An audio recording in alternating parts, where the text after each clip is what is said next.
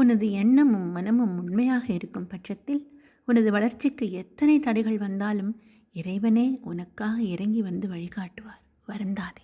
அடுத்தவரின் கண்ணீர் வேண்டாம். அடுத்தவர் பார்த்து சிரிக்கும் நிலை வேண்டாம். இழந்ததை பற்றிய ஏக்கம் வேண்டாம். யாரையும் ஏமாற்றும் வாழ்க்கையும் வேண்டாம். பல ஏமாற்றங்களால் மனம் வருந்தக்கூடாது. எல்லாவற்றிற்கும் நிச்சயம் பதில் கிடைக்கும். வலிகள் நிறைந்த மனதோடு 2025 முடிந்தது. எதனால் கண்ணீர் சிந்தினோமோ அதனாலேயே ஆறுதல் கிடைக்கும். எதை இழந்தோமோ அதைவிட பெரிதாய் அடைவோம். இழத்தல் போன்றே அடைதலும் உண்டு என்பதை மறக்கக்கூடாது. உறவுகளுக்குள் பட்ட துயர் எல்லாம் இறைவன் அறிவான். இருந்தும் அவர்களிடம் கொண்ட அனுசரணை செய்த தர்மம் என்றும் நம்மை வாழ வைக்கும். இனி நம் வாழ்க்கையில் விரும்பிய வளங்கள் அத்தனையும் வந்தடையும். இந்த நல்ல குணத்திற்கான பரிசு என்ன தெரியுமா? உன்னுடைய மதிப்பை அவர்கள் உணரும்படி இறைவன் செய்வார்.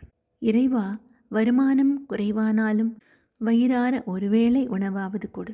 வாழ்நாள் குறைவானாலும் நோயில்லாத உடலை கொடு.